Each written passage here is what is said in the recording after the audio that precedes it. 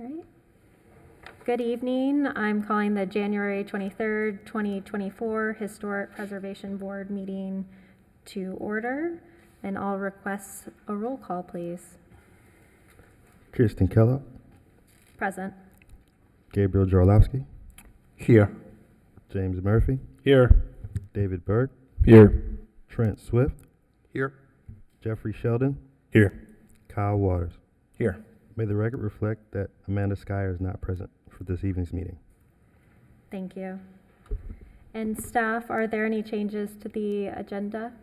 We had one late change on Monday. You have a revised copy in your package, and it's highlighted yellow revised. I believe it's 2402 case number. Thank you. And with that, may we please have a motion for the approval of tonight's agenda? I move to approve tonight's agenda. Do we have a second? We had a second, yes. All right, all those in favor? Aye. Any opposed?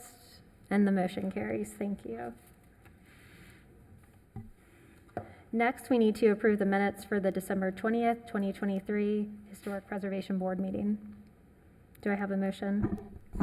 I motion to approve the minutes. Do we have a second? Second. All those in favor? Aye. Any opposed? And the motion carries. Thank you. And now we'll have the report of the Historic Preservation Planner. Good afternoon. Welcome back and Happy New Year, everybody. Since our last meeting before the holidays, we have reviewed 179 level 1 permits and 2 level 2 permits and 29 zoning permits. So a busy first start of the year. And that's the end of my report. Thank you. Thank you. And now it's time for remarks by the chairperson. The matters before us this evening are quasi-judicial in nature. That means that we make our decision based on competent, substantial evidence that comes before us. We ask that you keep in mind this when making your comments. How it works is that the applicant will make a presentation of up to 10 minutes, 15 minutes if it involves demolition. Afterwards, staff will make a presentation. After staff, we will open it up to public comment. Public comment is limited to 3 minutes per speaker. The applicant may have a short rebuttal after the public comment. To lead into this, we as board members need to disclose whether we have discussed the cases before us this evening with anyone prior to tonight's meeting. And we'll start off the ex parte communications. Mr. Swift, will you get us started, please? Sure. As to all matters this evening before the board, I have not had any ex parte communications, nor have I received written communications, nor conducted an investigation, nor made a site visit, nor received experts' opinions, and I request that these disclosures be made part of the record. As to all matters, or I, David Burke, as to all matters on tonight's agenda item, have not had ex parte communications, have not received written communications, have not conducted an investigation, have not made a site visit, nor have I not received expert opinions. I request that these disclosures and all written communications be made part of the record. As to all matters on tonight's January 23rd, 2024 Historic Preservation Board meeting, I, James Murphy, have not had ex parte communications, have not received written communications, have not conducted an investigation, have not made a site visit, have not received expert opinions. I request that these disclosures and all written communications be made part of the record. As to all matters on tonight's agenda, I, Kristen Kellogg, did speak with city staff in regards to the projects before us, but can make my decisions based on the competent and substantial evidence presented this evening. I have not received written communications. I have not conducted an investigation. I have not made a site visit. I have not received expert opinions, and I had not had any other ex parte communications. I request that these disclosures and all written communications be made part of the record. As to matter on all items in tonight's agenda, I, Gabe Jaslowski, have not had ex parte communications, have not received written communications, have not conducted an investigation, have not made a site visit, have not received expert opinions. I request that these disclosures and all written communications be made part of the record. As to all matters on tonight's agenda, I, Jeffrey Sheldon, have not had ex parte communications, have not received written communications, have not conducted an investigation, have not made a site visit, have not received expert opinions, and I request that these disclosures and all written communications be made part of the record. As to tonight's meeting, January 23rd, 2024, I, Kyle Waters, have not had any ex parte communications. I have not received written communications. I have not conducted an investigation. I have not made a site visit. I have not received expert opinions. I request that these disclosures and all written communications be made part of the record.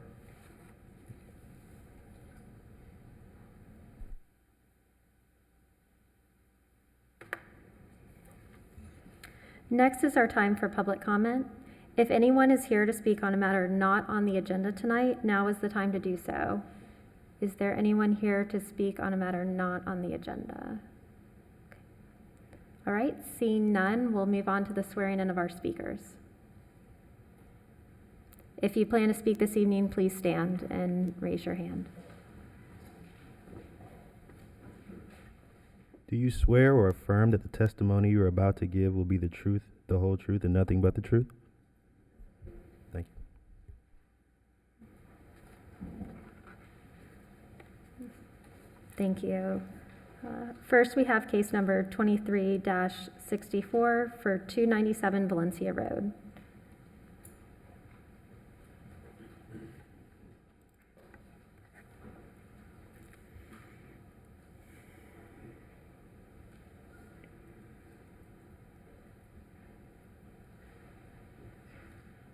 Ladies and gentlemen, can you hear me?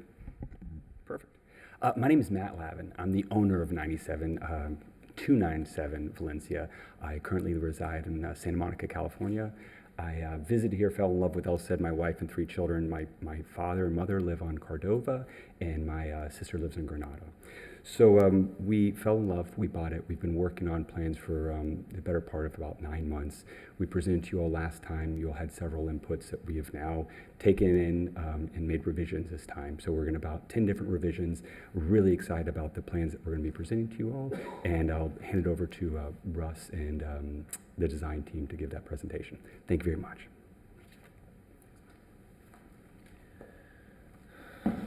Okay, good evening. I'm going to briefly touch on some of our precedents and updated streetscapes before turning it over to Russell to review all the changes that we made.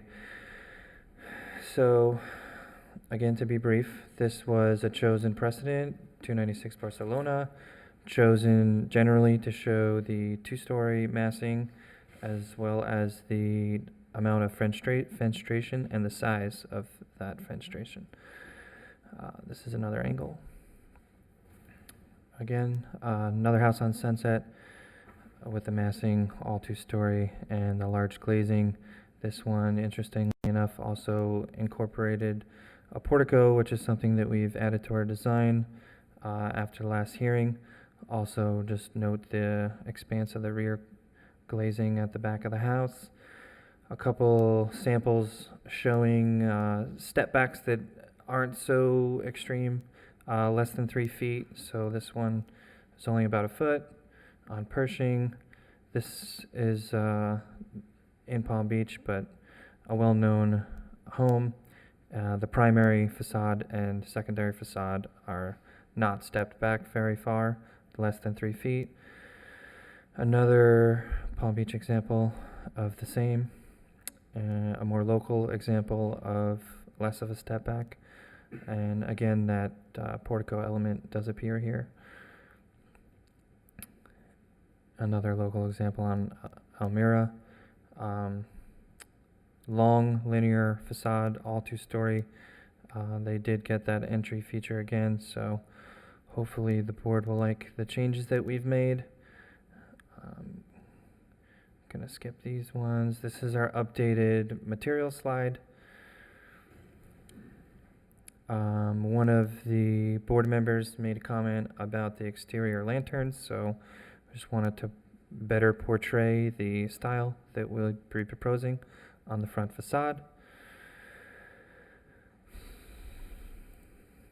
And it was specifically mentioned at the last hearing that one of the staff members, who is unfortunately not present, was curious to see how the opposing street views look. So specifically along South Olive viewing east, if I zoom in on this one, there's only 2 houses in this streetscape, but you can see that we superimposed in color into the photograph for you all to better understand.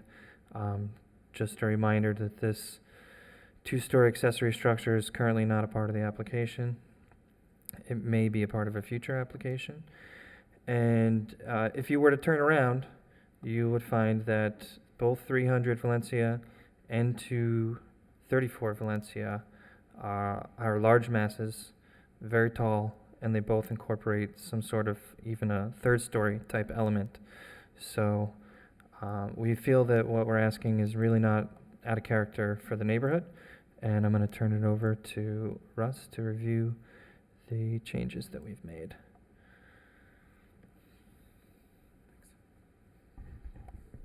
Good evening, everyone.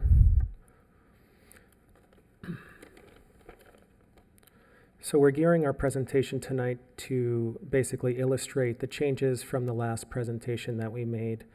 And specifically, I'll kind of mention a comment and how we responded to it, and then I'll go through the drawings to show you. So it was a comment we received from Chairperson Skyer regarding the building height needing to possibly be reduced even another 2 feet, was her terms, even after we had made about a 2-foot reduction. Accordingly, in these drawings, we have reduced our mean roof height by 4 feet 2 inches, bringing us to a proposed adjusted mean roof height of 25 feet 10 inches. The ceiling height was reduced on the first floor by 1 feet 4 inches. It's now proposed as 10 foot 8. And we also took a 1 foot reduction in ceiling height at the second floor, now proposed as 9 feet. As Walter mentioned, which I will zoom in on here, we're able to add a entry portico or roof over entry columns. And that's approximately 18 inches deep with a roof overhang that extends slightly further. The single-story component was mentioned that it was, missing from the project. Ms. Skyer also mentioned that, a lot of the architecture kind of really ought to have a single-story element. So we incorporated this component. It's approximately 11.3 feet wide by 1.5 feet deep.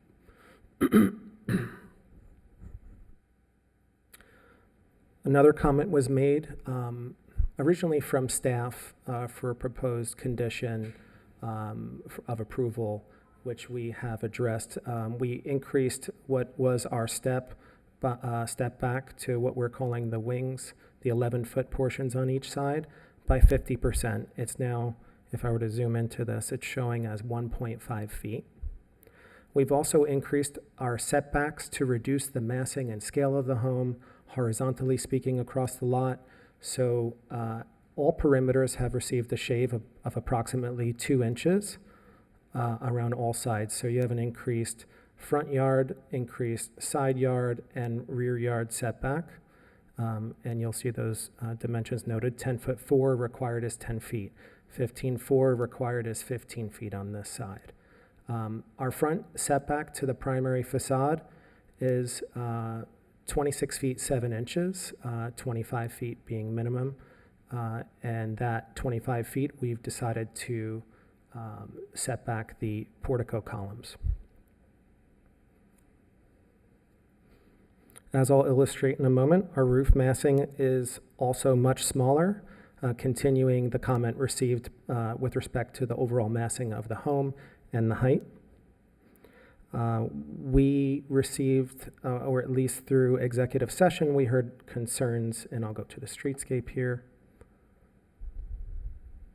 regarding roof slope and whether or not our previous roof slope as illustrated being a 5 on 12 on the main front and 8 on 12 on the sides, was too much of a slope. The question was actually asked to Ms. Hamilton regarding whether a 5 on 12 roof slope seemed like it was too steep. For colonials, and specifically Georgian-inspired colonials, 5 on 12 would be considered on the lower slope side of a hipped roof for that type of structure or architecture. The streetscape actually reads, in my professional opinion, after taking in the comments and recommendations by the board, very nice. Now, we have substantial setbacks, from our neighbors, and as do they from their own side lot lines, both at the north side and east side of this property. So our updated first floor plan shows adjustments made to the plan, which shows that increase in step back and the portico feature. Our second floor plan also shows those adjustments based on the perimeter dimensions. Our front elevation was updated essentially to show those reductions as well as this portico feature added.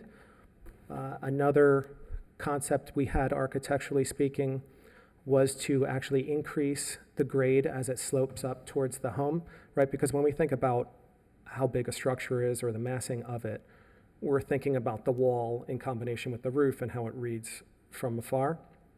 So the grade can help actually to disguise that or make it seem like a reduced height. So we used the grade to our advantage. We increased it 6 inches up towards basically the skirt of the home around the perimeter, giving it a smaller read on all sides.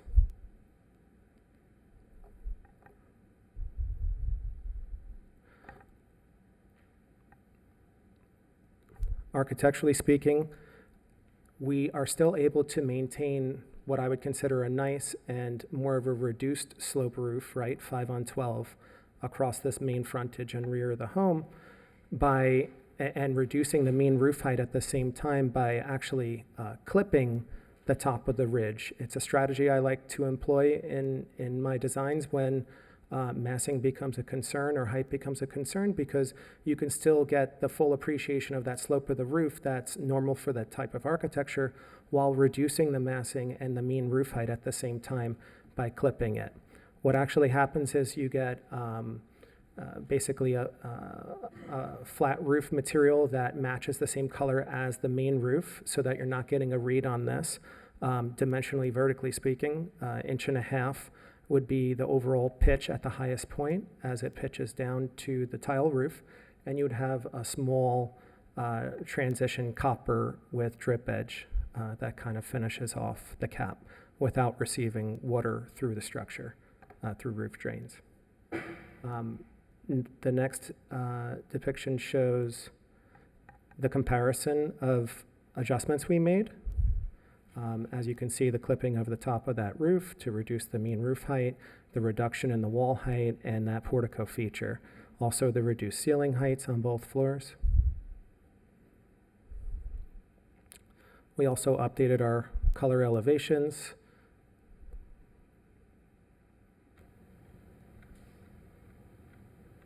And we provided more 3D illustrations. There was a comment by, I believe, Dan, who's no longer with us tonight or on this board, but he had made some comments as to, hey, we really can't get a feel for perspective how the setback to the wings or the step back to the wings gives us a read, right? Previously, we had illustrations that showed trees kind of blocking that perspective. So these illustrations help to give a better read, and as you can see here, this is the 18-inch depth from primary to secondary, and to me, it gives a wonderful read.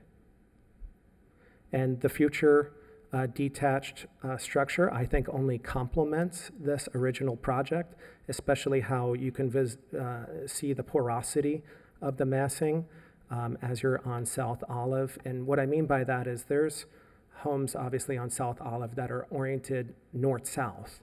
And to me, that massing is, it's it's perceived more, right? So it's kind of South Olive being more of like a thoroughfare street through the neighborhood. This massing being east-west orientation, you actually pick up on a very small side condition of massing where the detached structure almost exceeds the primary structure massing in terms of frontage. And I'll have Erica from Environment Design Group explain the changes that she made with respect to board comments. Good evening, Erica Gotze again, Environment Design Group. Here to expand a little bit more on the site plan. Last week, we had a comment from Mr. Murphy and Ms. Ann that we had two driveways facing Valencia, and now it's now reduced to a central driveway along the center line of the entry. And it works out nicely. There's two existing street trees on Valencia that we measured, and it works out perfectly to have the driveway in between those. As far as the plant palette, I'm gonna scroll down to the next. It gives you a better. Oh, would you like to see the rendering? Yes, the Okay, renderings. let's just go back to that Oh, folder. Yep, I think it shows better. absolutely. Thank you. That's without the landscape, and then the next Oh, one will be with okay. it. Same view. Perfect. So we have, we ghosted the trees. I understand last week there was a comment, it was a little difficult to see the house, but this gives you a better feeling of, you know, the landscape and how it will, the landscape closest to the house. I'm sorry, I'm going to jump to this because it's a front on picture. The plant palette consists of some vertical ornamental trees close to the house that really accentuate the architecture. And then we have some more larger ornamental trees that also gives you a nice rhythm and also really does complement the architecture. The street trees you see in the very front, and we have a nice flowering tree on the at the corner where we have the 20-foot setback, which is necessary for the visibility triangle. And it worked out really nicely because we have the curved wall here. We have the tree that's obviously with the canopy height that has to be 8 feet high. And then the curved wall here is also repeated here where the site wall goes up from 4 feet to 6 feet height. And other than that, in the back we have some large shade trees as well. And that's pretty much, you know, the big idea as far as the landscape. I can go on all day, but I won't. Yes. I just want to Sure. mention one more thing. So architecturally speaking, in response to reducing massing, it's always, I'm going to say, challenging to reduce the massing of a home or architectural style that kind of enjoys increased massing or height, right? But we're in El Cid, right? The homes kind of get their beauty from kind of, I would say, the reduced wall height, the reduced massing. But at the same time, colonial and Georgian architecture tends to stand a little bit more proud, in my opinion, at least a Georgian-inspired colonial.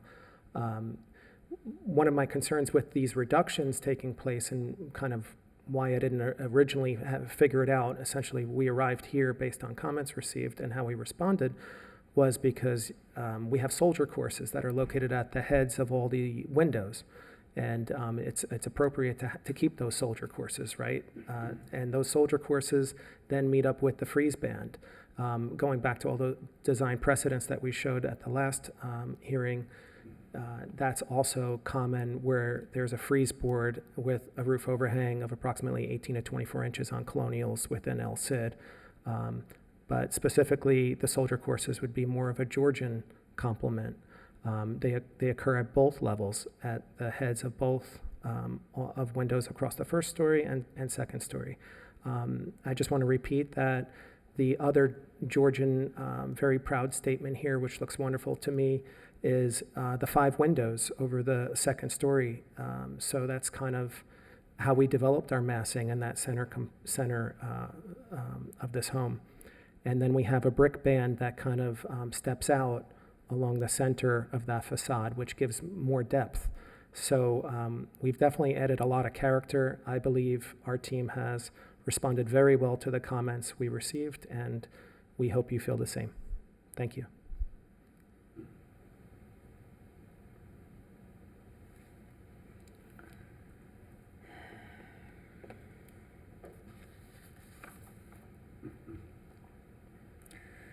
Questions of the applicant from the board?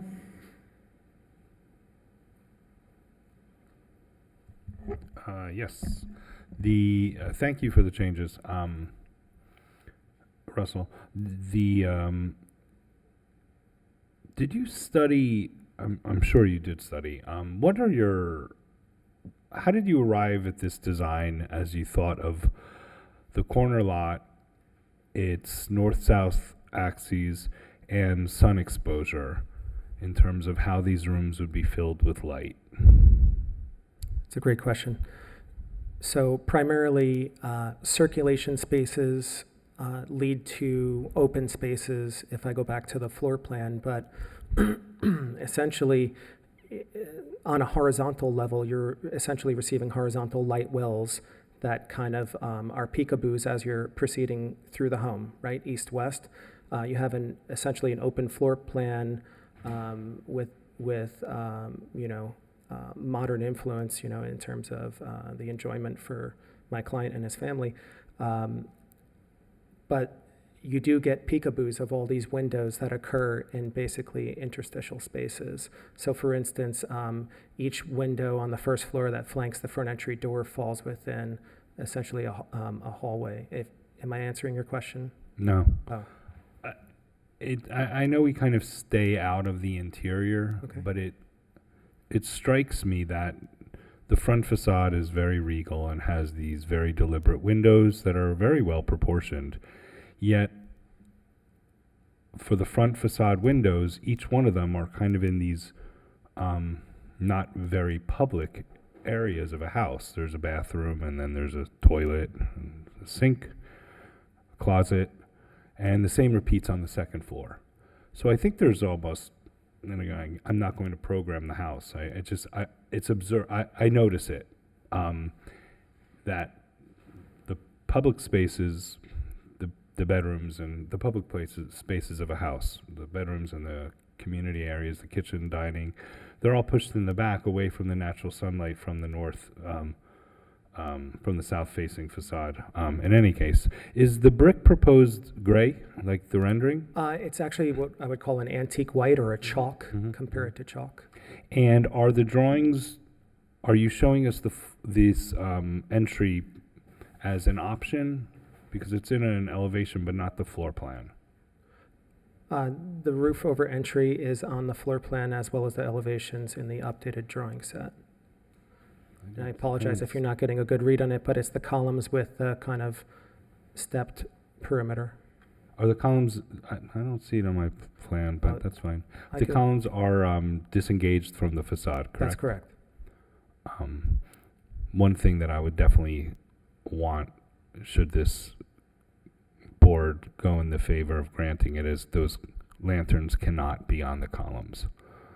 That I mean, maybe it's a ceiling fixture, but a column doesn't want lanterns like that on it. But otherwise, the site work is very well done, Erica. Thank you. The wall is very interesting. I appreciate your efforts with the driveway, and I think the landscaping is lovely. Thank you.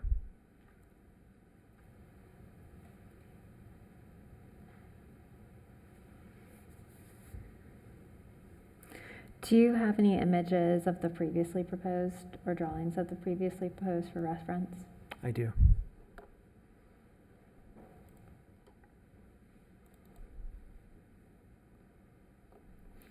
What you'll see as this first illustration is our adjustment in response to staff comments. I'm not sure why it's not loading so well. Would you like to see the elevations? Sure, let's start there.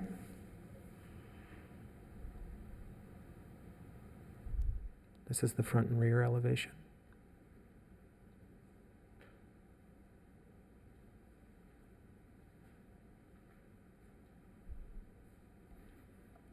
So this is showing a 12-foot ceiling height on the, am I reading that correctly, on the first floor? I thought that's what you have proposed currently. No, we don't have that proposed currently, as I mentioned earlier. Oh, head we- height, excuse me. I'm sorry, that's okay. I know you have to catch up as well. It's 10'8" proposed now versus originally it was approaching 12. 12 Okay. is essentially not a finished height. That's like a rough slab to truss height. Can you review your first floor and your second floor currently proposed ceiling heights? Sure.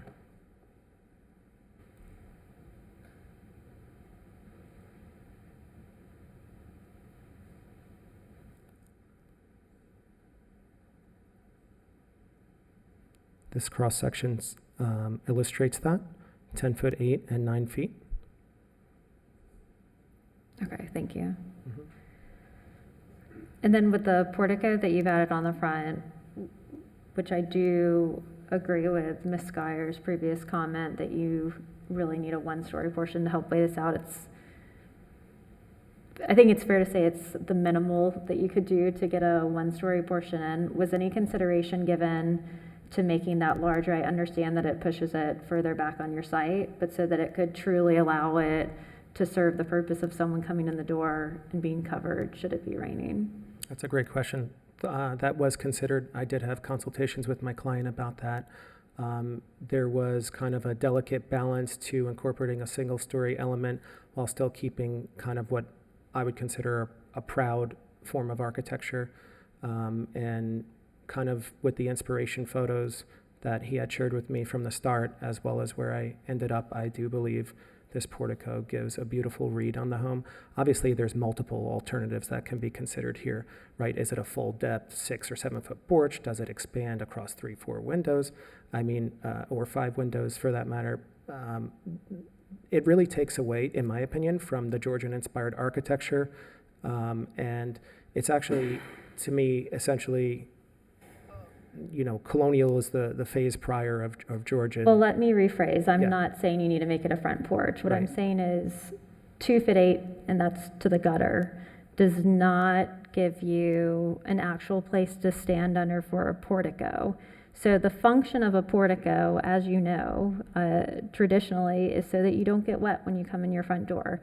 You showed an image of 210 Sunset, which is a project that I worked on. I know for a fact that that is a functional portico that is much deeper than that, so it does indeed focus as such. So my question is, was any consideration given to the depth of it to make sure that it would function in a way that was traditionally what this element was meant to do? Yeah, so my position is basically in keeping closer to the facade, it kind of stands more proud rather than something that has the depth to serve a function. In multiple instances of colonial as well as Georgian architecture, pilasters are used. We did show other projects that have pilasters. I'm happy to present the precedence slide once again to illustrate kind of another home in El Cid right here. Obviously, this is more of a Regency style, but you have pilasters up against the facade with a And very I would small. just say that that's probably a pretty poor example because this covered entry is substantially deeper. So I would say that it drives that point home. The Oh, yeah. pilasters that are shown on the left are decorative.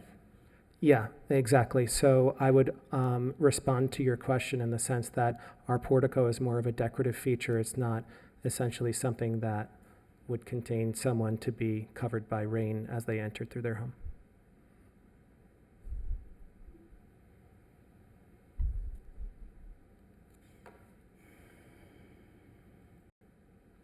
Oh, that's the old one. Are there any other questions by the board? Are all the shutters operable? I'm sorry? The shutters are operable or no? Or they They're are fixed? operable? Yeah, I would like them to be operable and have kind of a tilt to them, and with the hinges that are offset from the face of the frame, actually mounted to the brick in this case. So included on the rear facade also, on the back facade? We do have it on the rear facade. Hang on a moment. Yeah, you do have them, but since Luke, yes, so I would like to know if those shutters can be closed, right? Oh, can they be closed? So for the size of the window that we illustrate, essentially, to have them open or closed essentially wouldn't do us any favors, but architecturally it should keep the same statement across the home. I tend to believe either all shutters or no shutters on windows. So that's why I included them on the back as well. But we would keep the same character with the offset and the, brackets mounted to the brick itself. Okay, thank you. Mhm.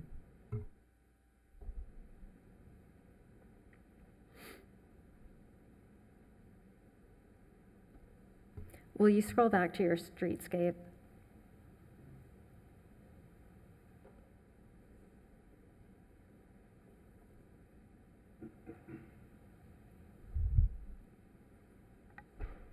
Thank you. Mhm.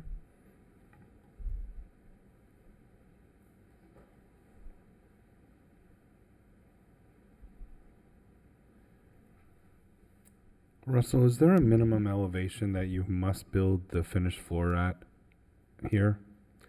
So our finished floor is matching the same finished floor of the existing house, but kind of the rule of thumb is 2 feet higher than the crown of the road, which just happens to coincide with the existing finished floor, which is also our proposed finished floor.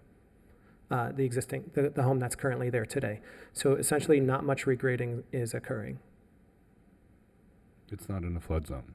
It's not in a flood zone, that's correct. So our finished floor is, 2 feet above That's adjacent grade. I know that. Okay. And what in AVD is that? Yeah, the survey doesn't have elevation. 13.05.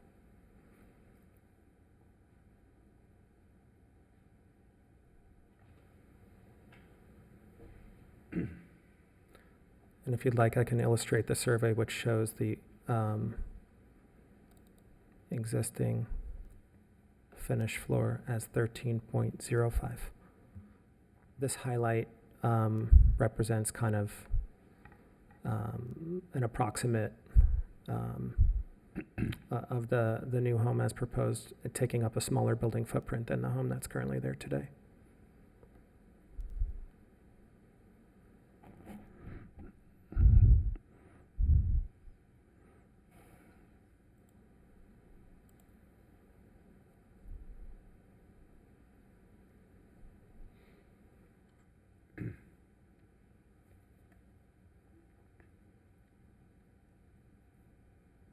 Additional questions by the board?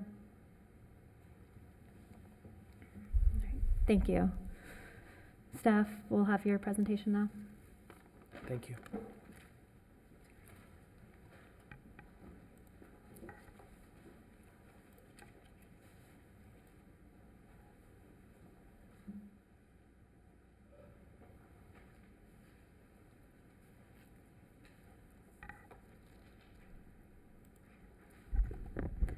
Good evening. Ann Hamilton presenting case number 23-64 for demolition and new construction at 297 Valencia Road.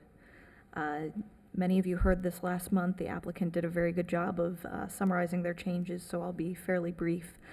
This is a non-contributing structure built in 1955 on the corner of Valencia and South Olive. As you can see here, this is the existing building. And some of the neighboring properties, which the next door neighbor does have a 2-story massing. The request is for demolition of the existing non-contributing structure of approximately 2,611 square feet and construction of a new 2-story single-family residence of approximately 4,917 square feet. This is a few square feet less than the original proposal last month. This also includes general site work. So here's the site plan that was just presented to you. The applicant did make some alterations to the driveway configuration to respond to staff comments. I do believe there may be some work that still needs to be done to this rear driveway to meet zoning. Here's the roof plan. As previously stated, the roof has been somewhat lowered. The first floor plan, the second floor plan, and the front elevation where you can see the portico feature was added. One of the requests was to increase the sort of planar breaks for the two wing features. While the applicant hasn't done the full 3 feet that was requested in conjunction with the portico feature, it's my opinion that the massing is broken up better than it was in the first proposal. This is the previous proposal, just for reference, where you can see some of the changes that were made. And here's the current side and previous side, and the other side, and the previous proposal for the side, and the rear elevation showing the changes that were made. This is the section that the applicant provided showing the updates between the two and the updated streetscape.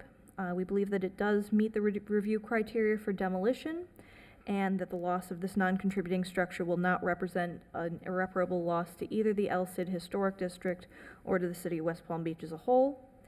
We also believe that it meets all review criteria for new construction, and are recommending approval with one condition, that the site shall feature no more than 2 10-foot curb cuts to comply with the zoning and land development regulations.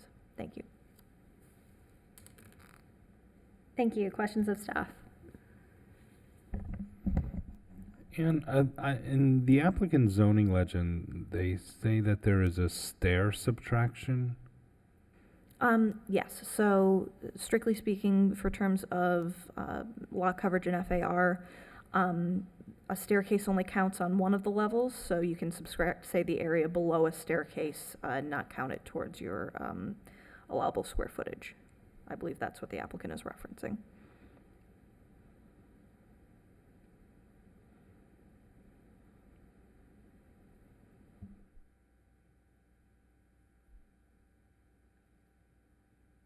All right, thank you, Anne. Is there anyone from the public who wishes to speak on this agenda item? All right, if you'll please come.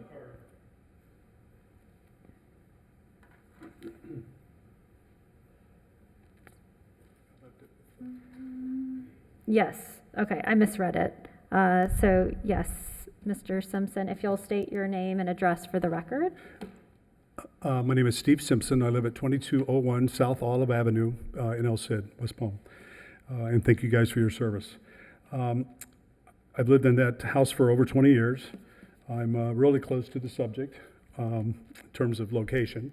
I'm at the corner of Olive and Cordova, and I actually have the house next to me at Olive and Granada. So, and I'm a real estate agent in the neighborhood. I've sold quite a few homes over the years. And as a matter of fact, I want to disclose, I represented Matt and his wife Danelle when they bought this house. We went after it specifically because it was non-conforming. And I'm very familiar with Russell and his team. I've referred him to some other homeowners in the neighborhood because I think he does really good work. I've served on the neighborhood association, the board for El Cid for quite a few years. I was president for 4 years. As a matter of fact, I got dealt Charles Cohen's Carefree project as soon as I became president, so I dealt with that, trying to help him get that right. He asked for 10 or 15 waivers and variances, which you guys are all aware of, and I think you've all done a great job, by the way.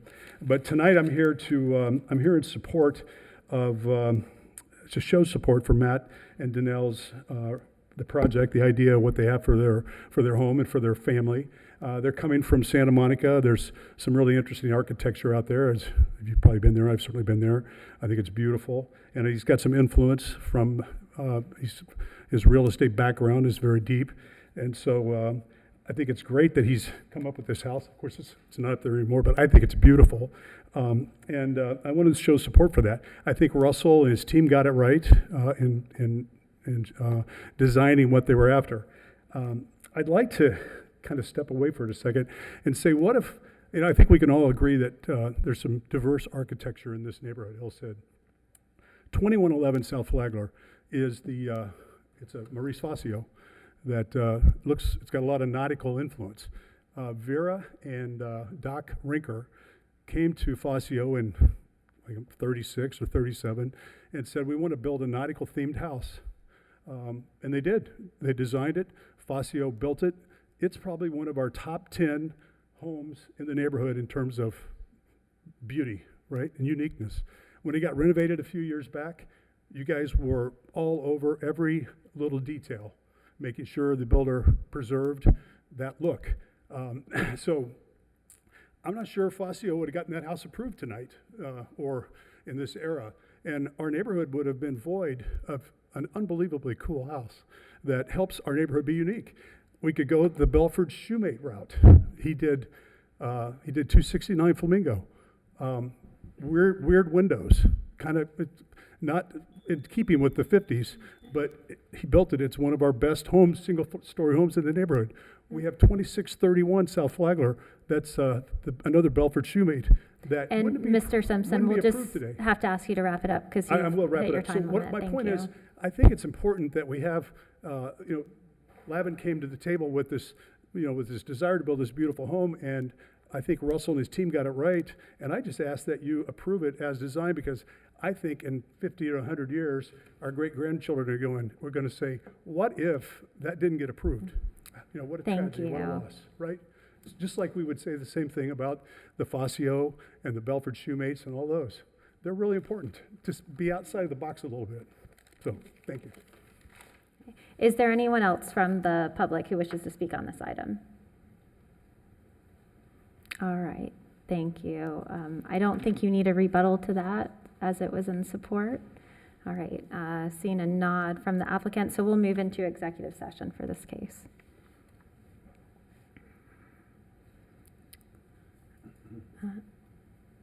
So I was not here for the initial hearing of this case, and I think if maybe someone that was could kick us off.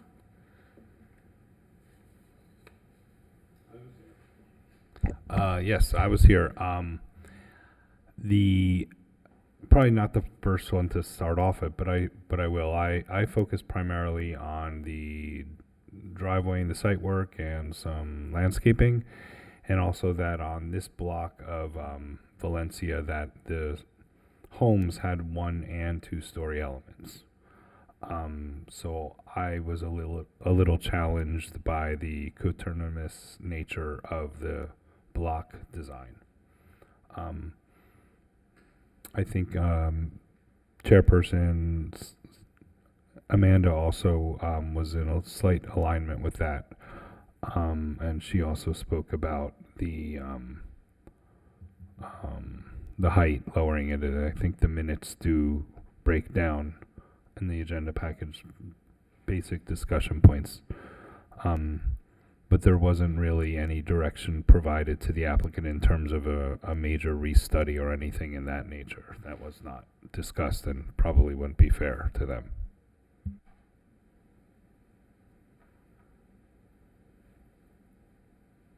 And does the proposed decorative portico satisfy, do you feel like that satisfies the concerns from last time that was brought up by the board? No, I think that's pretty weak.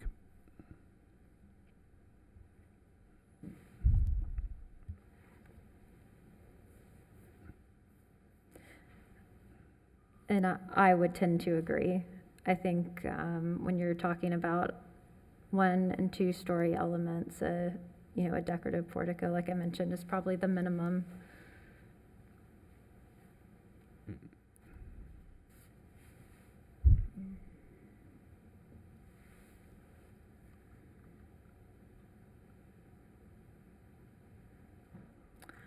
I also do have a concern about the height being lowered by just shaving off part of the top to create a flat roof.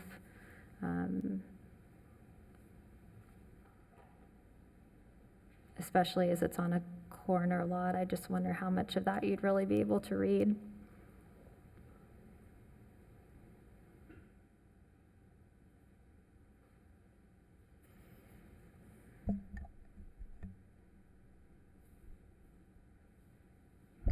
Did you kind of understand where I was going with the windows and these kind of large guillotine windows, and they lead into very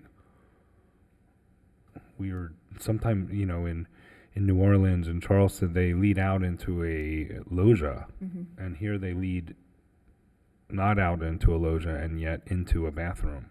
It's just, anyway, But I think that it's a handsome facade. We spoke about the scuppers last time. I think that was a deliberate ornamental feature that they liked. So I'm not going to comment on that again. But I think the portico entry, they could give a little bit more to satisfy that element, and we could probably condition that unless they're absolutely adamant against that. But I would imagine that you and Gabe can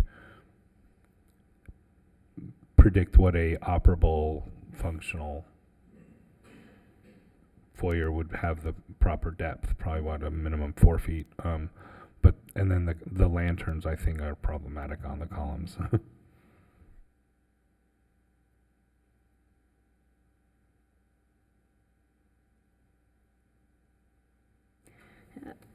You know, with the massing, the image that was shown to us, the visual that was shown to us, that has the existing mid-century structure there and showing that it's within the same footprint. Well, when you think about mid-century structures, you know, a lot of them tend to be kind of long, and I think doubling the height of that, you see that replicated in this facade, that it's longer than you would expect of a colonial house of this type in a historic neighborhood. I mean, I think colonial certainly has precedence in the neighborhood, and it seems like it wasn't brought up at the last meeting. So I don't know that we need to revisit that, just for the benefit of the applicant and for the continuity of the board discussion. But I think the fenestration sizing is graceful. There certainly are a lot of windows that are jammed into that spacing, especially with what you brought up with where they lead into. But I do agree that I would certainly be open to voting in favor of a motion that allows the portico to be a more substantial fixture to satisfy the comments that the board made last time regarding a one-story portion of the structure. And I think that's generous. And I totally agree about the lanterns. It seems minor, so, okay.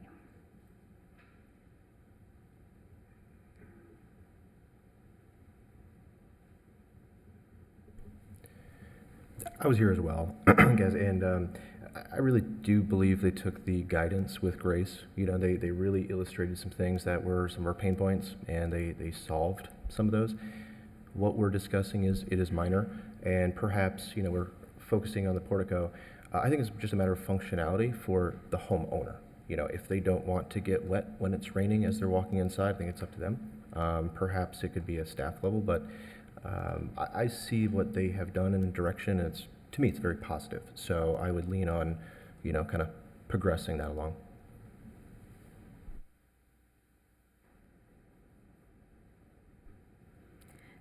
And my response about the portico is really leaning towards what I'm understanding was discussed last time, and in terms of the 1 and 2 story elements.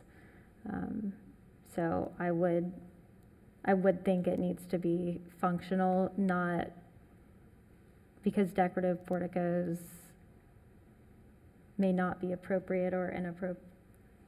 They have a place. I think when the board has said that they want to see a 1 story element on the house, maybe that's not the place.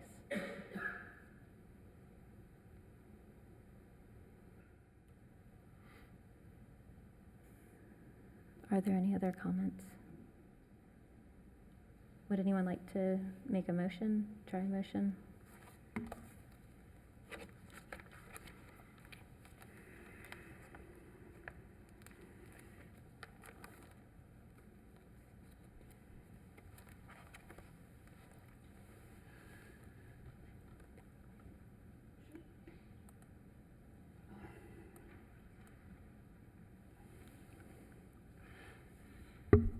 I move that the Historic Preservation Board approve application number 23-64 for demolition in accordance with the demolition guidelines as set forth in the Historic Preservation Ordinance, Section 94-49 of the City Zoning and Land Development Regulations. The motion is based on the testimony presented along with the application submitted and the staff report, which constitute competent substantial evidence.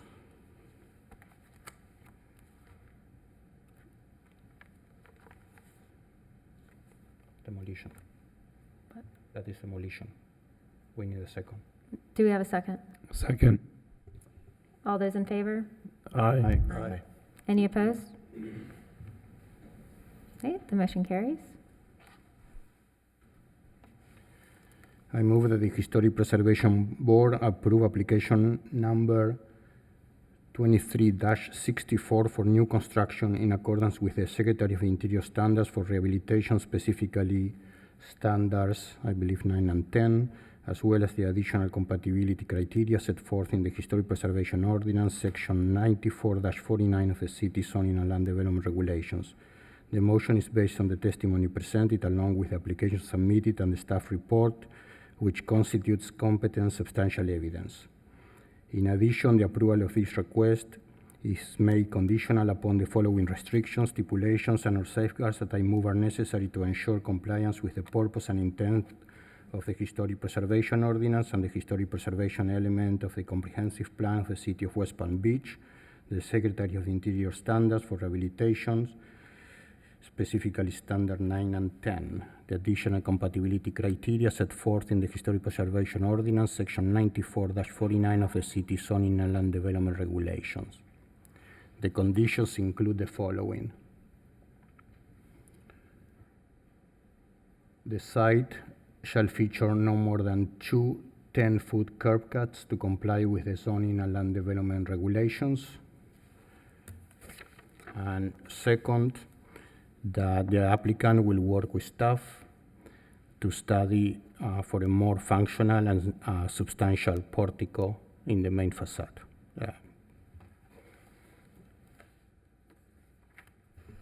Do we have a second? Second. All those in favor? Aye. Any opposed? All right, the motion carries. Thank you, and thank you for working with the board.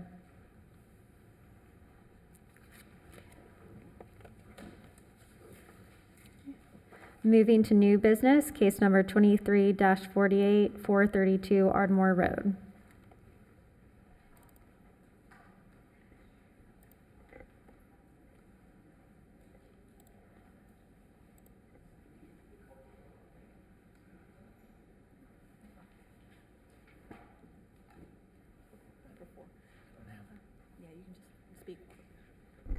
Chairman, Board, thank you very much. We've been before you before for this house and the other house, and we appreciate all the support from your group and from the staff, and we're very excited. We're moving along. Our architect, Dave Miller, and our designer, Margaret Kaywell. The project is moving forward, and if you haven't been by there, you're welcome to go walk through. It's going to turn out really well, and we appreciate all your support.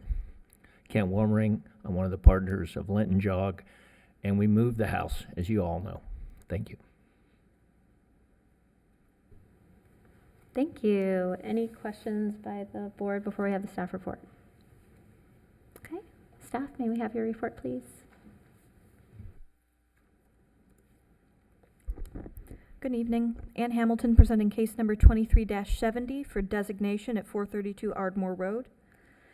As the applicant just referenced, this building was originally located first at 1000 Belmont Place in the Hillcrest neighborhood. It was moved to the downtown of West Palm Beach at 464 Fern sometime in the 90s. And then you all heard a case and approved a relocation to this location at 432 Ardmore about a year ago. This is in the Sunshine Park neighborhood now. The building was built in 1925. It's known as the Carl Riddle House. It was originally owned by the city's first city manager, Carl Riddle, well known, served as the city's health clinic for a long time. And one of the conditions for the relocation of this building was that it be redesignated at its new site. So keeping things brief, the applicant is now before you requesting to redesignate this historic structure at its new location. Here's a copy of the Florida Master Site File form for this structure and a historic photo. They are currently in at a staff level for an ad valorem pre-construction for the renovation plans that they're doing. This doesn't rise to a board level as they really aren't making substantial changes, just, really rehabilitating the structure as it was when it was moved to the site, but wanted to present this to you just so you all are updated on the work that's going on there, and the current application that's in. We believe that this does meet all of the standards for designation, and are recommending approval with the following findings of fact. The subject building is historically and architecturally significant. It was constructed in 1925, or more than 50 years ago. The Carl Riddle House is an excellent example of Mediterranean revival-style architecture. The subject building is identified with the land boom period in West Palm Beach, 1920 to 1928. The Carl Riddle House has a significant association with the lives of persons significant in the city's past, and the loss of the subject building to the city would be significant. Thank you. Thank you. It's exciting to see the redesignation come before us. I was at Grotto when the house passed by on its way to its current location, so that was really fun for my 3-year-old to see and talk about how buildings can be moved. But it was certainly an undertaking. There were just so many people out there, and it's a true commitment to the historic preservation of the city to see this building by Meisner, which I hadn't realized, be moved to this current site and preserved.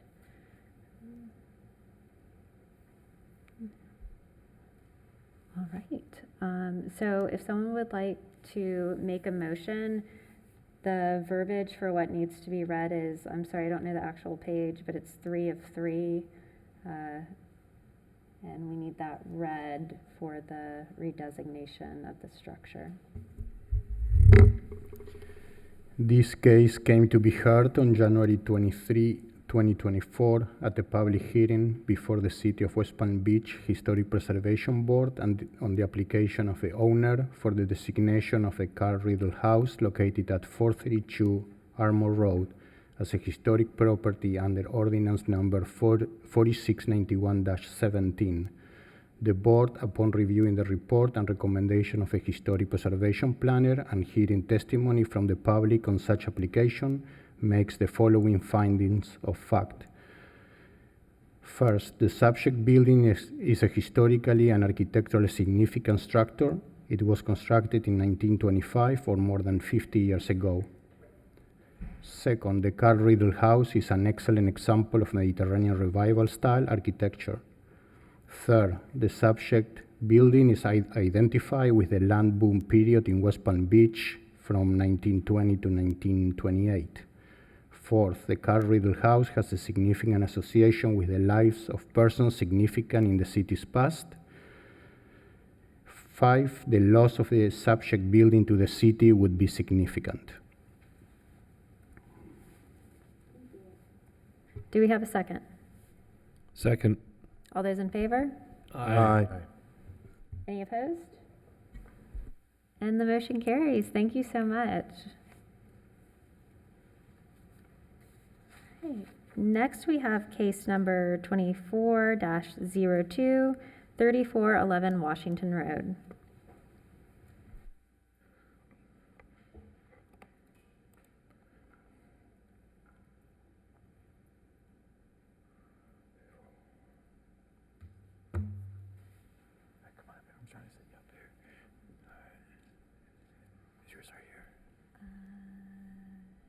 Oh my gosh.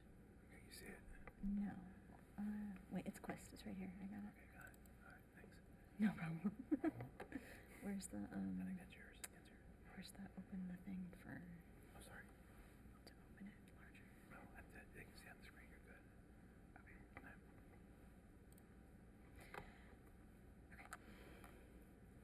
Good evening, everyone. My name is Amy Callisti, and I'm presenting the Quist residence at 3411 Washington Road. It's case number 2402, representing the owner, Chad, who's here tonight, and his wife, Audra Quist.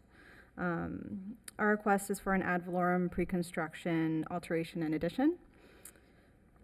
Let's see. Here we go. We did submit an updated application that you should have received last week. And in general, the intent is the same as the original with the same square footage. And I'll explain the changes as I go through the presentation. So it's located in Prospect Park, Southland Park Historic District. The homes there range from 1922 to 1945. And there's different types of styles like Mediterranean Revival, Colonial Revival, and Craftsman Bungalow. And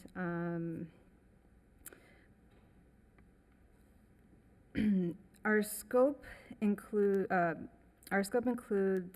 adding a master suite to the south, a portion of the residence which will be visible from the front facade. Hold on, let me go back to that slide because I skipped ahead by accident.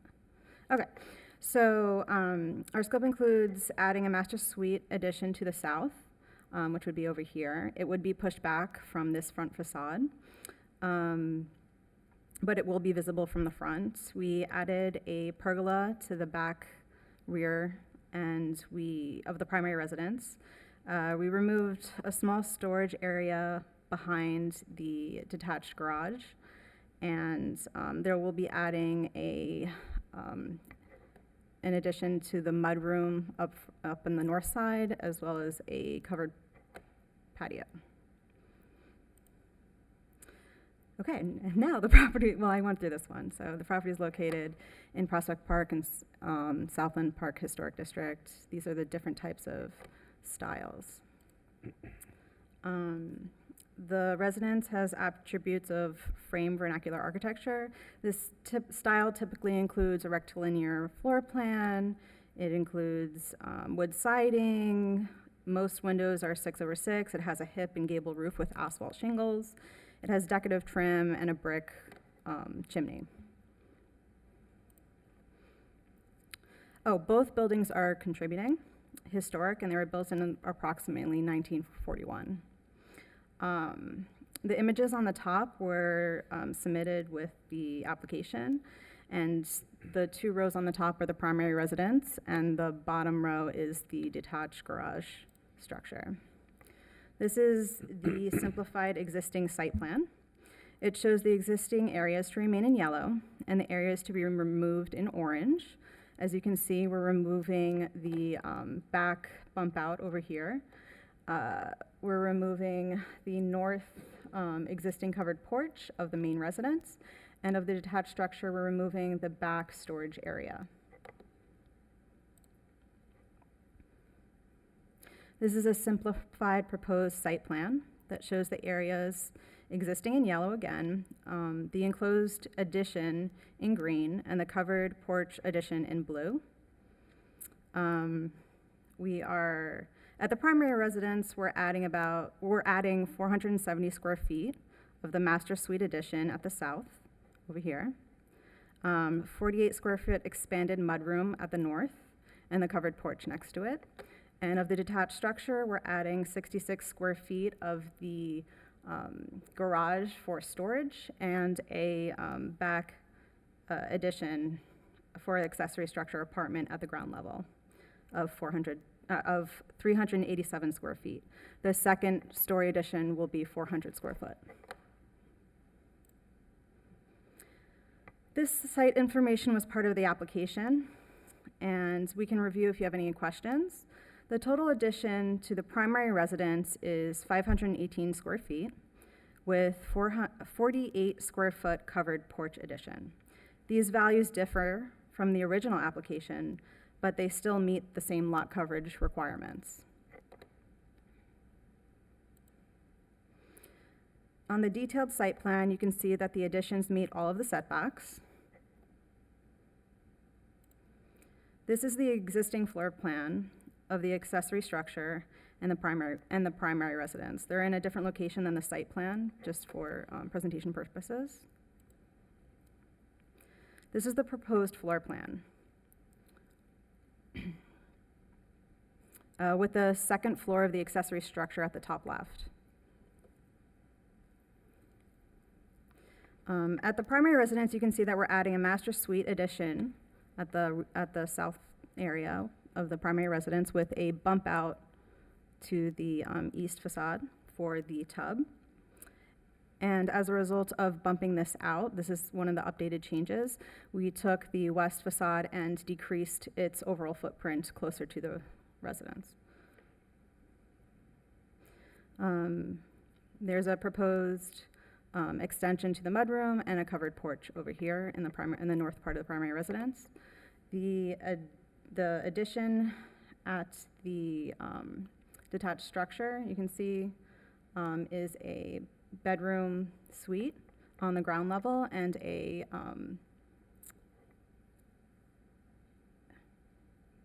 what is it called? A loft on the top, which consists of 400 square foot.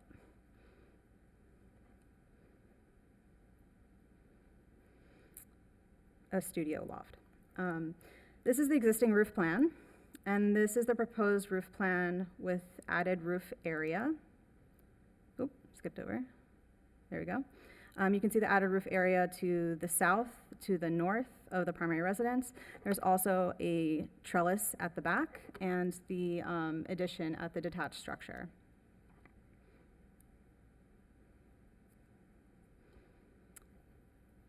This is the east elevation, or front, and it shows the addition on the left and the second floor addition at the rear. So this is the addition on the left with the bump out, which was the change, and the rear addition of the detached structure over here.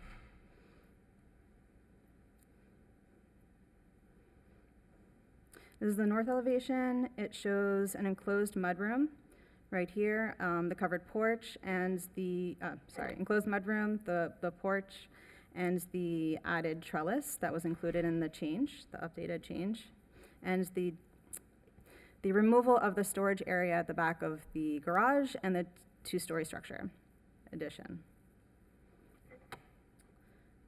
This is the west elevation. At the rear, it shows the covered porch and the trellis addition at the right. So this is the trellis addition. And there's also window and door modifications in this elevation, as you can see from the existing to the proposed. The south elevation shows the removal of the storage area at the back of the garage and the two-story addition. And the addition at the primary residence. Again, we moved this wall in and bumped this out for the tub. Nope. And these are elevations at the accessory structure, which show the two-story addition. Right here, they maintain the 6x6 windows, along with all the other windows that are proposed for the same vernacular style.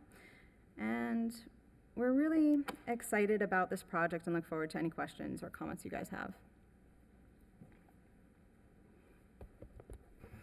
Questions of the board? Yes, thank you for the presentation. What's the overall height of the building in the rear? I see the bottom of the truss. The overall height to the midline of the roof, or I believe it's actually here. Let's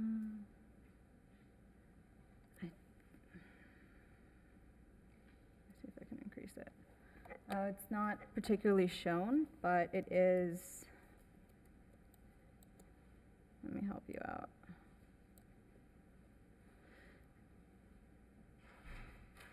So the level 2 finished floor is at 10, and the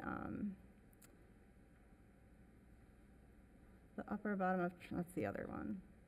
So I don't have that information at this moment.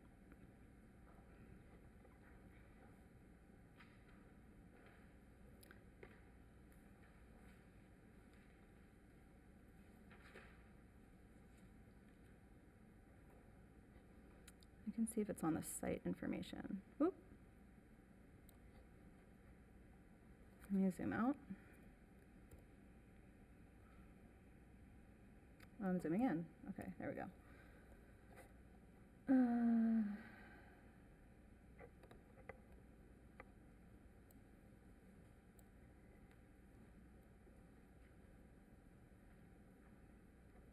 I do not have that at this time.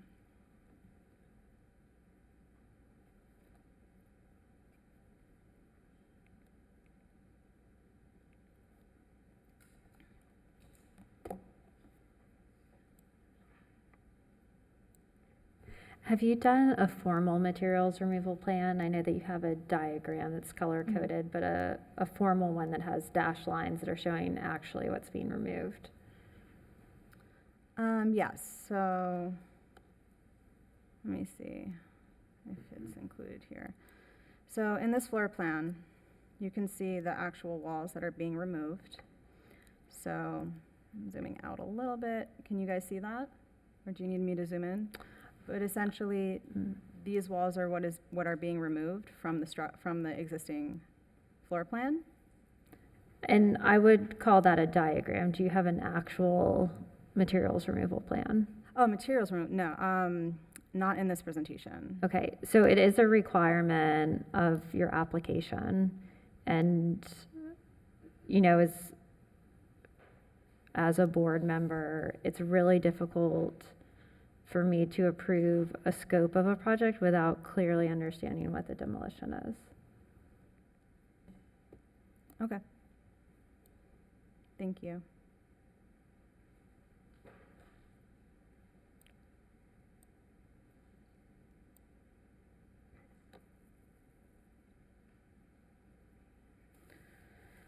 And I have one other question for you. At the part that you revised where the tub bumps out, did you explore an expression of that doesn't create an alteration to the roof at that point, like maybe a bay window that has a different type of roof style so that you can keep the simplicity of what was previously proposed with the roof at that location of the addition? Did we explore not doing a bay window? Wait, what did you say?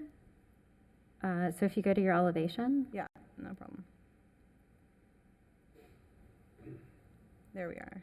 yeah, Right here. right. So the part that you have clouded there, where you bumped it out to fit the tub, did you explore? I understand why the client wanted to bump it out to fit the tub in there, but did you explore a different expression, one that doesn't intersect with the roof like that? Because what I'm getting at is what resulted from that is that you've created an additional articulation of your roof profile, which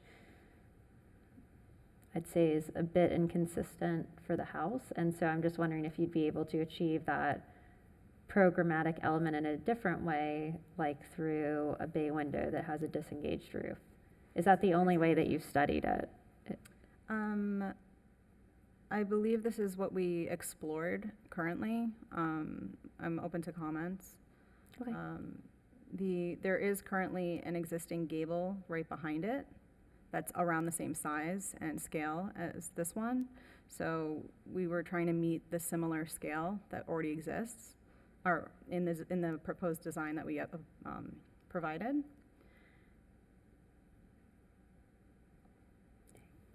Any other questions of the applicant?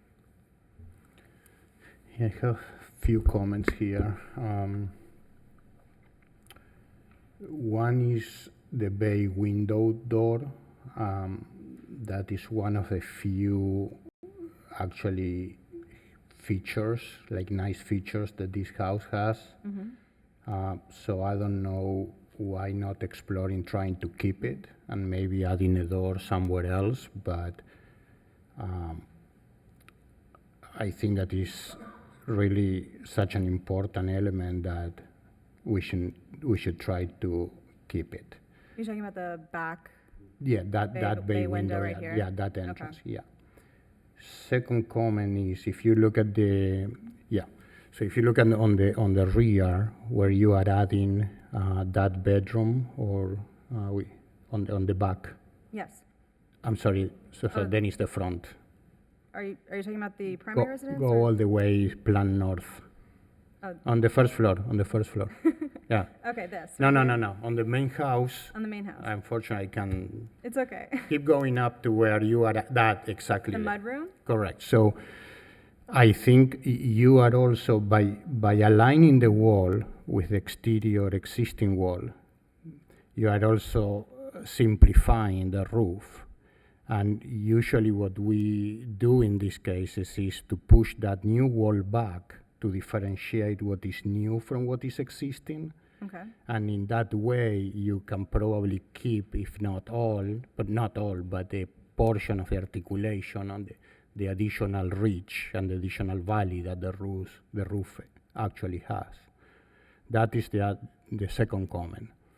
The third comment is I think that the addition to the structure is too tall, right? So you need to try to explore to lower it, because if you look at the elevations, it really looks out of proportion. The addition to, are you talking about the rear structure? Yes. So if you look at the other elevation, therefore, because the massing doesn't look too bad, but if you look at the side elevation, which is the north elevation, you will see how from the north looks completely out of proportion. Well, I will say that this is a second story, this is a single story, right? So. Yeah, for so a the second story, did if you go to the north elevation, Okay, not a problem. there, Oops, sorry. yeah, This that one. one, you see, that is too skinny and too tall for that facade.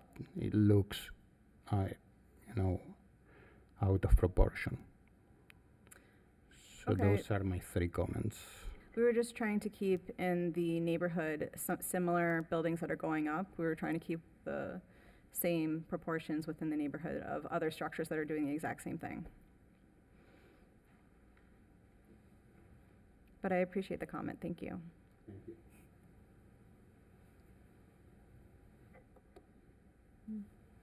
I agree. Very clearly stated.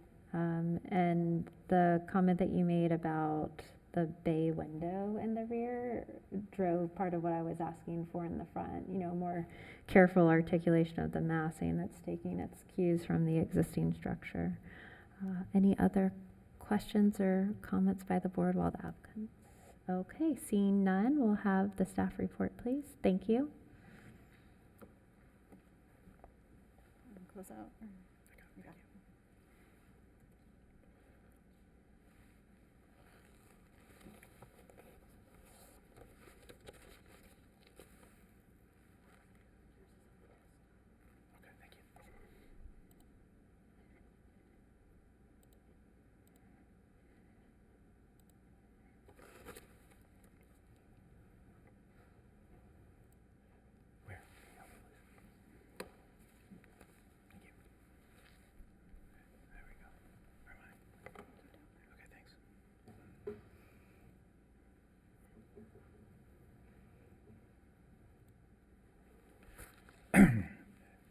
Benjamin Salata, City Historic Preservation Planner, presenting HB case number 2402, Avalam Pre-Constructions, Alterations and Additions for 3411 Washington Road.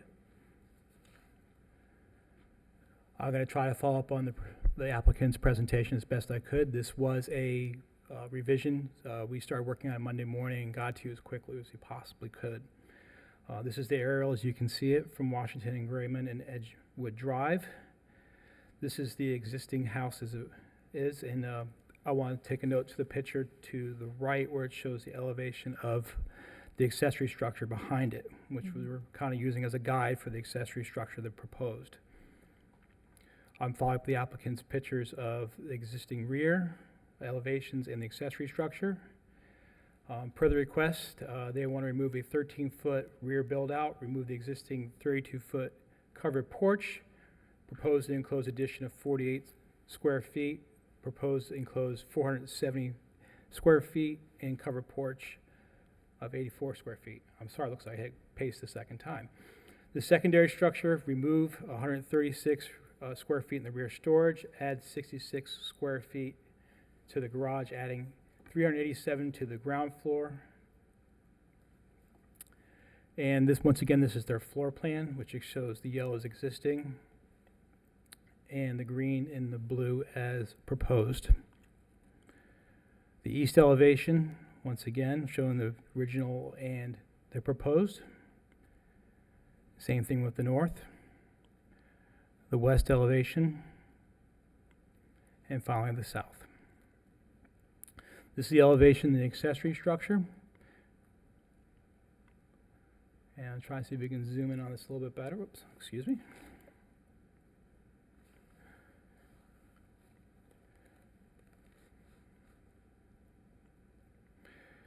We feel this meets all applicable codes as an existing contributing structure and accessory structure to the neighborhood of Prospect Park, Southland Park. And based on this, we recommend approval, despite the comments we just had, with the little thing in the back and the elevation on the second story. That's my presentation. Questions? I have a question, Benjamin. Thank you. A two-story accessory structure is allowed to be in the rear yard and can be 5 foot to the setback? I believe so, yes. Mhm.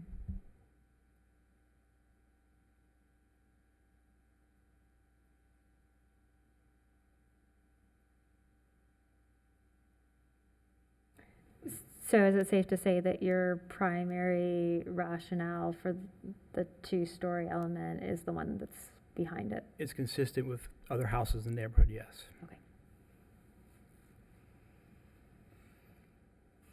Additional questions of staff?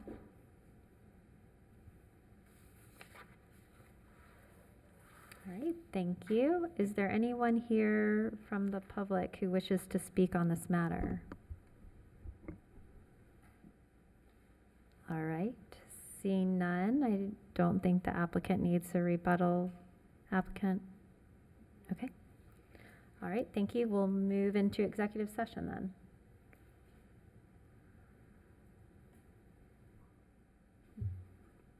I'll start if nobody has. I think, looking at the design that was submitted to us, it's tastefully done, it's thoughtfully done. I agree with some of the comments that it's removing some of the charm of the existing structure. And I'd like to see some revisions a little bit more in keeping with that. But I think that we as a board, that stretch of Washington is really kind of becoming, I hate to use the word, but I don't know any other more delicate term, hodgepodgey. There is a lot in there that doesn't feel harmonious, even if it is a historic district. There's a house going up, I believe maybe even potentially right across the street, but fairly close to it, that looks quite large, and there are a number of other houses in the neighborhood that I don't think we could really say has one design characteristic. So, maybe this is a question for the city attorney, but if there's some way that we can look beyond what's in keeping with the neighborhood, certainly not for this application, but maybe in the future, so we could identify and maybe have a little bit more of a handle on what we will and will not allow, because I view our role to be that of interpreting the codes as they exist and following the recommendations. And I think that this certainly is in keeping with everything, but I also think that if we continue, especially on this stretch of Washington, to say, well, this is in keeping with the neighborhood, I would say that I'm a little concerned about what we may ultimately end up with. And I do know for some of those houses on Washington, and other people who have been on the board longer can speak to it, there was a lot of discussion about that as it was happening. And maybe Ms. Hamilton is better to speak to it than I am. But if I recall correctly, I do believe that a great deal of that discussion did tie into the part that was along Washington that faces the water. And okay, I'll let Ms. Hamilton speak to it. Yeah, I mean, I would say primarily the main discussion in that area has been the waterfront lots. I think that's where we have seen probably the most, development. I think it is starting to spread to areas that are, waterfront directly. But that is where most of the discussion, I think, has been focused. And if I remember correctly, a lot of what, and she's not here, so I don't want to speak for her, but if I remember, Ms. Mittner had felt like that was a unique stretch of land because of the way that it was developed, and it was developed differently than the rest of the neighborhood and district, because we did raise concerns similar to that as it was happening. And then I sort of feel like one happened, and then that, I know it doesn't set a precedent at our board, but Understandably, other ones followed thereafter. Is that fair to say? I think that's fair to say. I think the waterfront lots, are treated differently both in zoning and just in terms of historical precedent as well.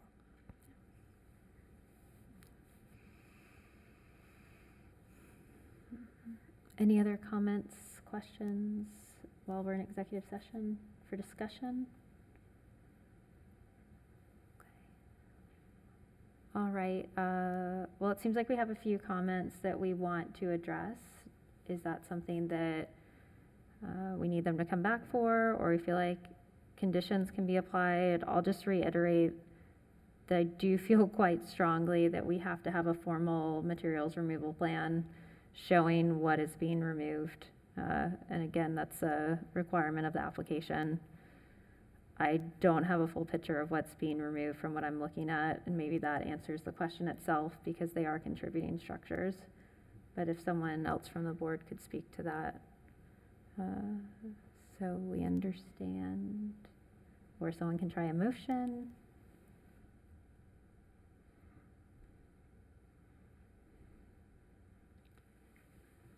I move that we continue this case next month. Okay, we have a motion. Do we have a second? Second. All those in favor? Aye. All right. Thank you. And I think Ms. Hamilton, Mr. Salata, do you have a good idea of what the board was looking for in terms of direction to the applicant for direction for the next meeting? Yes. Okay. All right. We will see you. Oh, we have to do a date certain usually, correct? So for the continued cases? Yes. I move that we amend the motion to state that it's continued to the February meeting or the next occurring meeting of the West Palm Beach Historic Preservation Board. Second. When is the next meeting, guys? I believe it's February 27th. Thank you. Okay, so for the February 27th meeting, we have the motion amended by Mr. Swift. Do we have a second? Second. All those in favor? Aye. All right, thank you, and we will see you next month. Okay, and our final case of the evening, case number 24-03, 235 Marlborough Road. Mr. Payne.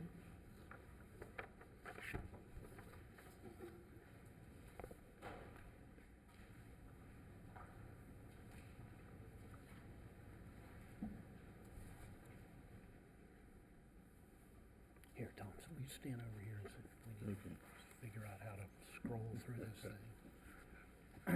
We're trying to figure out who's gonna play mouse man and the other one will do the talking. Yeah, okay. Let me see if I can get it back to where I had it. Tom, can you work on that, see if you can? My name is James Payne. I've been practicing architecture here in West Palm Beach for a long time, longer than I want to even say. This is Tom Cush. He's the owner of 235 Marlborough with his wife, Kirsten, who's right there. We are hopefully seeking your approval of a Mediterranean Revival home. I'd like to let Tom say a couple things. Well, again, about thank you for himself. allowing us this time. My wife and I have relocated down to Florida about a year and a half ago, so we're one of those newbies that are excited to be in Florida and specifically in this area of the state. We've fallen in love with West Palm Beach. We currently rent a home in El Cid, and we've been looking for a property that we could create a home for us for the future.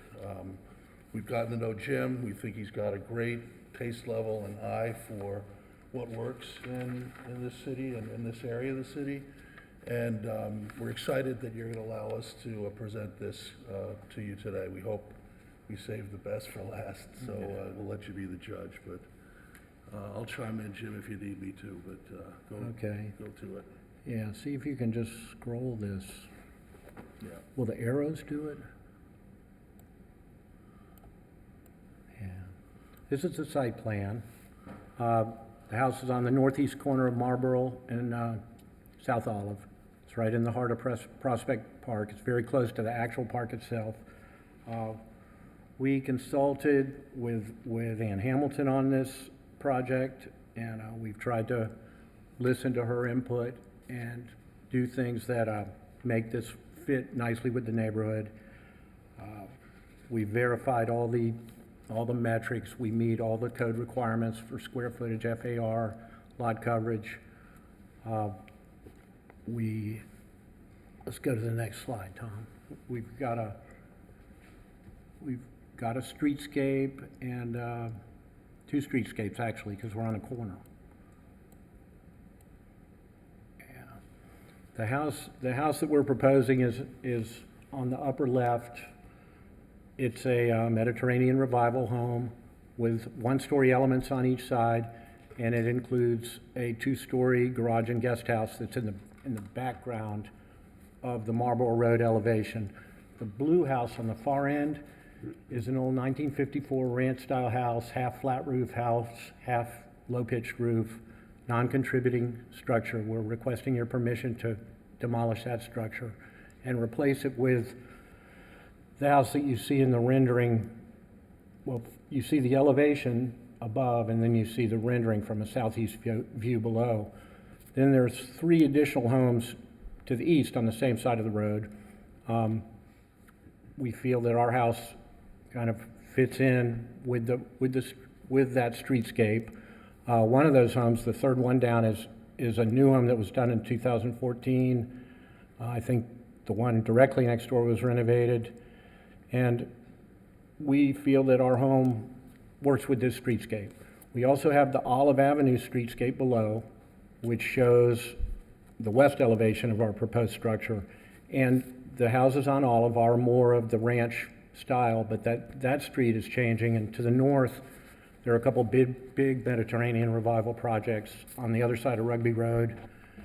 And so we feel that this is the style and the scale with the one-story elements and the mass broken up, so that it's not a big square rectangular box.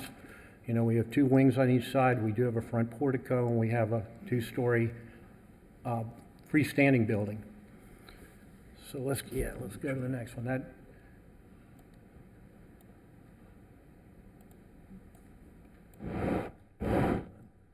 This thing always messes with me, and I put it on him. I'm letting you down. All right, we'll get it.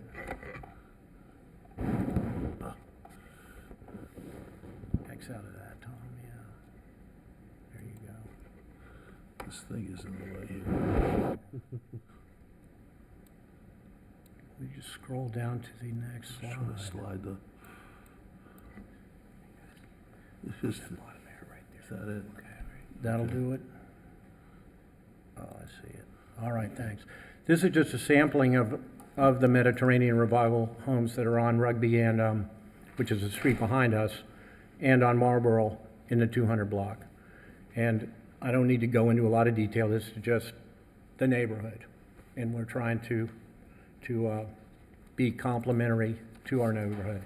This is a rendering from the southeast view, the Marlboro Road elevation, which is technically a side yard because the smallest part of the lot is on Olive. So, and this takes us back a little bit to early input from Ann. The idea was just because you have a corner side lot setback, don't crowd the house up to 15 feet. So the portico is about 16 feet, but then it drops back 5 feet to the main house, and then it drops back another 3 feet to the side wings. So we have tried to soften and not take the house right to the limit of the setback allowed for that piece of property. These are just the straight on elevations. South elevation, the one that you just saw in the perspective. West elevation, which shows the two-story garage structure And I want to talk a little bit more when we get back to the plan. Oh, man, let me mess with this. I want to go back. The site plan? Yeah, because I really didn't elaborate. We really tried to keep the house away from this corner and leave a lot of green space. And we also created a courtyard here between the west of the this one-story wing. That's a site wall. So we're trying to make the house very attractive from the corner view and have the wall start first and then the one-story wing and then the bigger elements are in the background. And I didn't elaborate on that before. I just wanted to point that out. And then in terms of the front elevation, we have the portico, we have kind of an arched entry with these curved walls, which I think is a nice traditional Mediterranean feature. We have the stairway, as you might imagine, is right behind those windows, those three windows that gradually move upward. We're proposing, traditional wood plank shutters on the two wings, and then we have stone surrounds on the dining room windows on the left and around the door. So the house isn't perfectly symmetrical, but we're trying to attain a balance in that front facade with the various traditional Mediterranean elements. And you can see there's the dining room windows, there's the three, we dotted in the stair just so you can see it. A traditional metal rail, decorative metal rail, a balcony at this portico. There's a site wall in the courtyard behind this area. Oh, and this is the other view from Olive. And you can see we added a trellis here to kind of soften this. This is very much a traditional Mediterranean revival garage guest quarters, not as decorative as the main house, but still we wanted to put a trellis and some bougainvillea and soften this bit. There's a gate to the courtyard, stair up the side, and then there's the curved walls at the entry again. Much of the roof. Oh yeah, and of course we want to do a traditional barrel tile roof. Ben Salata explained that that's a condition, and that's what we're going to do. These are the rear elevation. This big slider looks out onto the pool. The master suite looks out onto the pool. This is where the courtyard is over here to the right, if you're proceeding out toward Olive. And then this is the one-story wing on the east side, and I'd like to point out that we didn't do a giant two-story wall against the neighbor. We have a one-story wing, and then the center mass is the two-story portion of the house. So we're trying to be sensitive to that massing concern. And this is the individual elevations of the garage building with guest quarters above, the second floor plan of the main house, and the second floor plan of the garage. There's basically 2 bedrooms upstairs, a master downstairs, of the main house I'm talking about, and then we have kind of that convertible room off the courtyard, which could be a library, could be it's really a guest room, and then we have some guest quarters above. So that, and then the roof plan is a requirement, but it's pretty simple. You can see and read that, how the roof works. And that's really it. That concludes our presentation. Thank you. Questions of the applicant?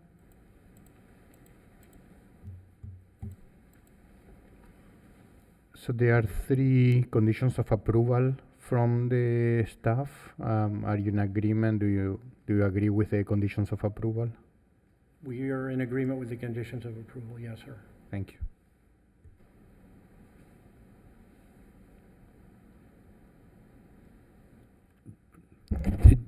Did you explore, or do you think you and the client could discuss turning that exterior stair on the accessory garage into a more traditional Spanish style exterior stair that's kind of enclosed stucco and not on two posts.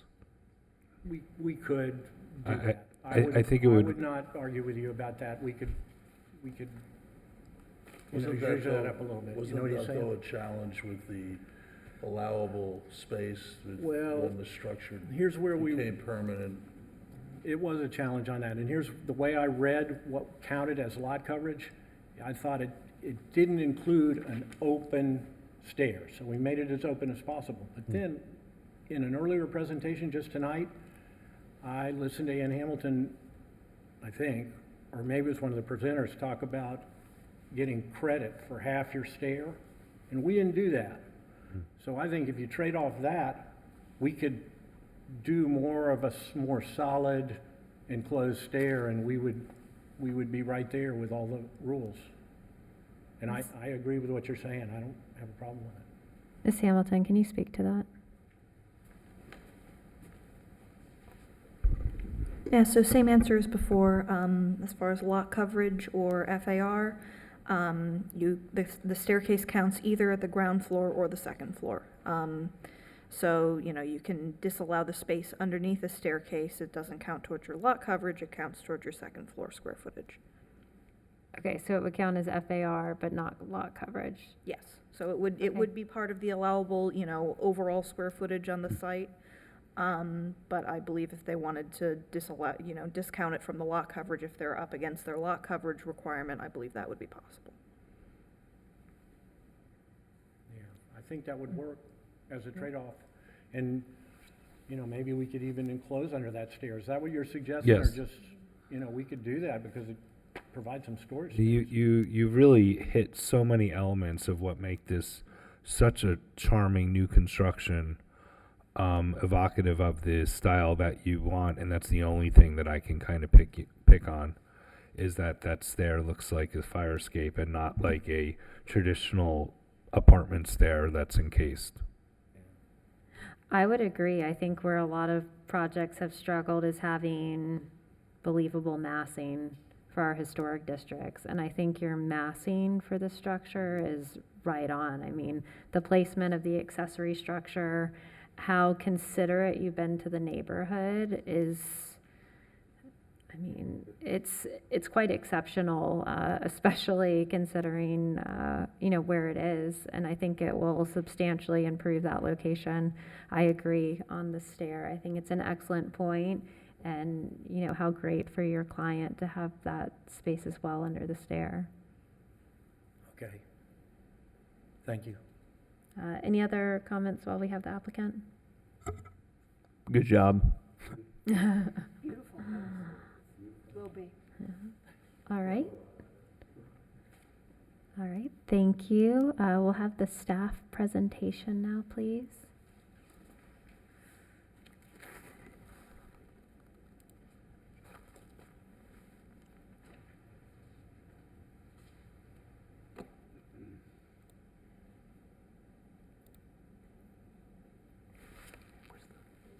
Okay, thanks.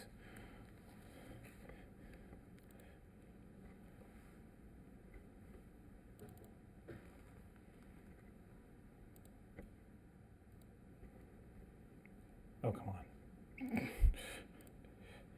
All right. Benjamin Salata, City Historic Preservation Planner, presenting HP case number 2403, demolition pre-construction, alteration additions for 235 Marble Road. This is the location aerial. You can see on Marble and Olive on, looks like the east side. Once again, we see this wonderful rendition of this house from the front. The request of the applicant is a demolition of the existing non-contributing structure approximately 2,234 square feet under air. That is the picture of the Aqua House on the right. And construction of a new Mediterranean revival structure, a freestanding garage structure with guest quarters totaling 4,012 square feet, and of course, general site work. These are the existing properties adjacent to one side, with two like houses in size and scope. This is the floor plan as proposed. This is the south elevation, the east elevation, the west, and finally the north. This is the accessory structure in all its elevations, including the staircase we've already discussed. We believe this meets criteria for demolition as well as new construction. We have 3 recommendations to approve with 3 conditions: that all windows have clear glass and bronze or white frames with low E coating permissible on the side and rear elevations, a true barrel tile on the roof, and the decorative onlookers must be wood, not a composite or high-density foam material. Any questions?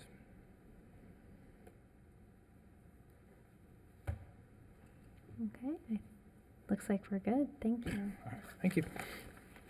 All right, I'm not sure if we have any public comment.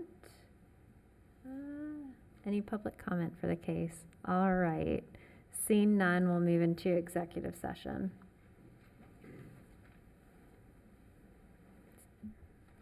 Seems like a good way to end the night. Yeah, it was really good. I mean, and I don't want to compare, but you know, there's an earlier project that this is, I think, really, the massing is sensitive to the site, to the neighborhood.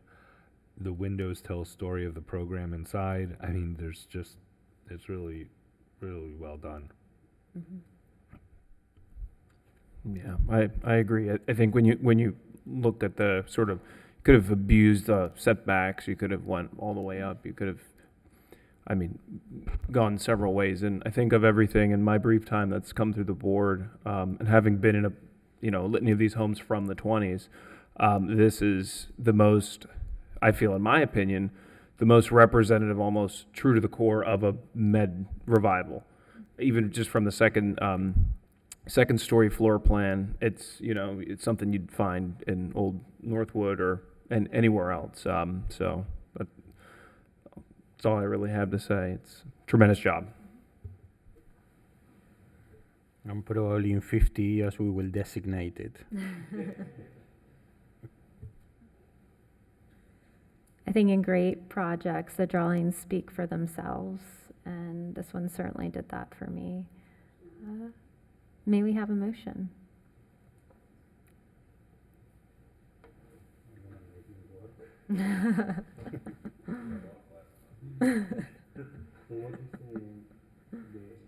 Condition for the stair?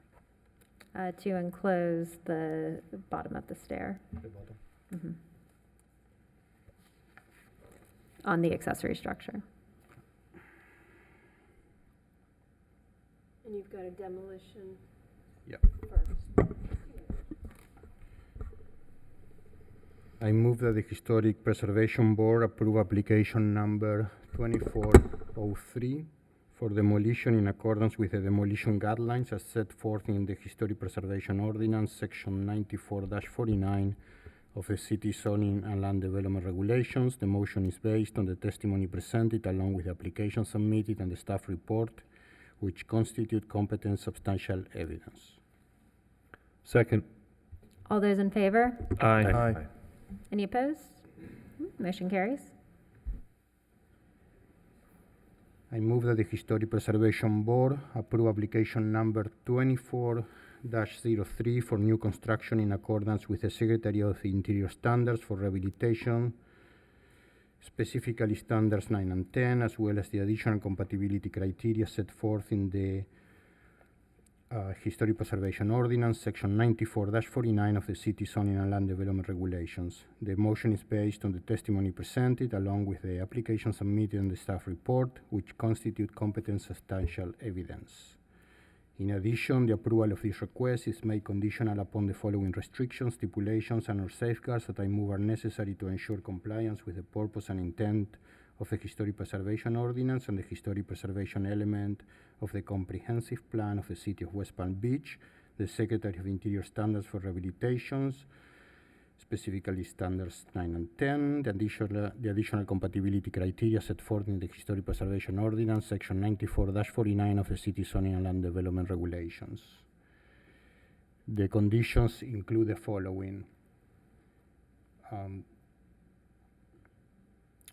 First, all windows shall have clear glass and bronze or white frames with low E coating permissible on side and rear elevations. Second, a true barrel tile shall be used on the roof. Third, decorative outlookers must be wood and not a composite or high-density foam mold material. Fourth, the stair in the accessory structure shall be enclosed at the bottom. Thank you. Do we have a second? I'll second. All those in favor? Aye. Any opposed? All right, the motion carries. Congratulations. We're looking forward to seeing it built. Thank you. And with that, I think we'll take a motion to adjourn. I move that we adjourn the meeting. Second. All those in Aye. favor? Aye. Aye. All right, thank you, everyone. We'll see you next month.